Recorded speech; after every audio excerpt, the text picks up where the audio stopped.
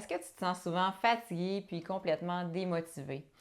Tu sais peut-être que tu as besoin de prendre soin de toi, mais tu n'as juste pas l'élan. Tu as beau vouloir, mais ton corps, lui, il suit juste pas. Puis il y a des matins où tu as vraiment zéro envie de faire quoi que ce soit. Aujourd'hui, je peux t'aider à voir ça autrement.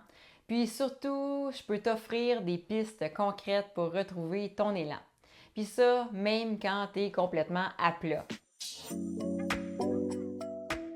Moi, c'est Élise, je suis naturopathe spécialisée dans la perte de poids saine et le regain d'énergie chez les femmes de 40 ans et plus.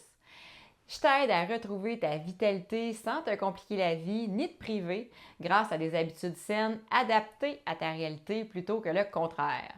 Avant d'aller plus loin, je t'invite tout de suite à aimer la vidéo avant d'oublier.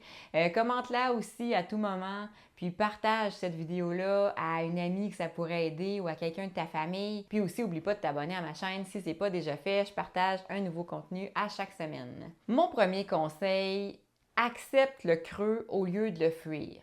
C'est normal d'avoir des baisses de motivation. Tu n'as pas besoin de te juger ou de te pousser à bout. Au contraire, ton corps ou ton mental essaye peut-être de te dire quelque chose. Fait que dans ce temps-là, ce que tu as besoin, c'est pas nécessairement de forcer plus. Tu as besoin de repos, de douceur, pas de plus de pression. Parce que plus que tu t'acharnes à retrouver ta motivation à tout prix, bien plus tu t'en éloignes. Mon conseil numéro 2, comprends ce qui vide ta motivation. Souvent, on pense que c'est nous le problème, mais ta motivation, elle disparaît pas sans raison. Il y a plusieurs voleurs de motivation qu'on sous-estime souvent.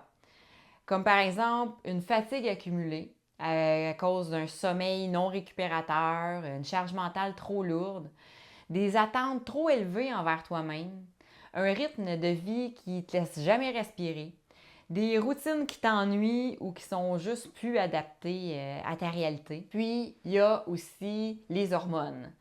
Par exemple, en périménopause ou même en syndrome prémenstruel, mais tu peux ressentir de la fatigue physique, de la baisse d'énergie mentale, une humeur plus fragile, un manque d'élan, de motivation justement, puis une difficulté à te concentrer même pour des choses simples. Puis tout ça, c'est pas juste dans ta tête, c'est aussi dans ton corps qui essaye de garder l'équilibre.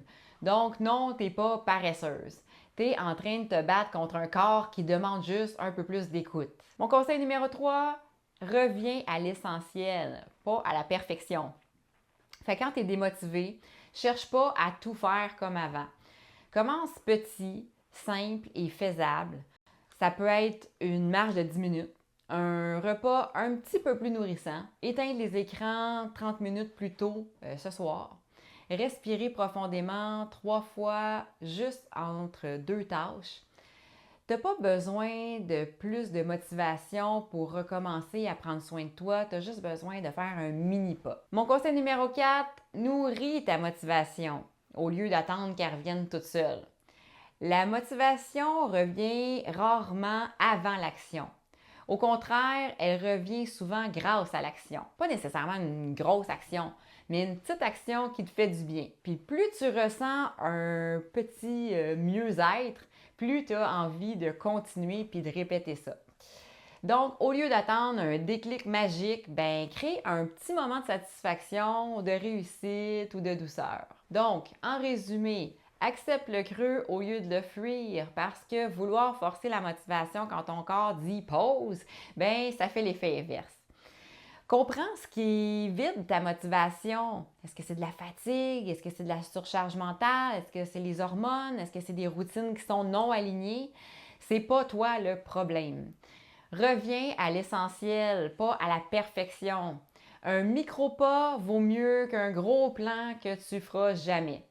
Puis aussi, nourris ta motivation au lieu d'attendre qu'elle revienne toute seule. C'est souvent l'action qui ramène l'élan et non l'inverse. Alors la prochaine fois que tu te sens soit fatigué ou démotivé ou les deux, rappelle-toi que ton corps te parle. Ralentis, fais un petit geste qui te fait du bien ici et maintenant, puis tu vas voir, la motivation va finir par revenir. Puis si tu veux aller plus loin avec moi, mon prochain programme va t'aider à amorcer ta transformation en douceur. On va s'en reparler bientôt, reste à l'affût. Puis d'ici là, ben, dis-moi en commentaire quel petit geste tu pourrais faire aujourd'hui pour recommencer doucement, qui pourrait peut-être te donner l'élan nécessaire pour te sentir mieux à ton rythme. Donc, écris-moi ça dans les commentaires, ça va me faire plaisir de te lire. Fait que ça peut être juste un petit pas, mais quelque chose qui te fait du bien. Puis, on avance ensemble, chacune à son rythme en fonction de sa propre réalité. J'ai un outil gratuit à te partager. Si tu ne l'as pas déjà, télécharge-le. Je suis sûre que ça pourrait vraiment t'aider. Puis c'est super d'adon parce que c'est un guide de motivation. Ça s'appelle Les 4 meilleures façons de se motiver. Je te mets le lien dans la description. Tu as juste à cliquer là-dessus. Tu vas le recevoir tout à fait gratuitement par courriel. Ça me fait plaisir de t'offrir ça aujourd'hui. Donc, profites-en. Puis si tu as aimé la vidéo d'aujourd'hui, ben pense à la liker, à t'abonner à la chaîne, puis à la partager aussi, cette vidéo-là, à quelqu'un qui en aurait bien besoin. Fait que sur ce, je te souhaite une magnifique journée, puis on se retrouve bientôt. Bye!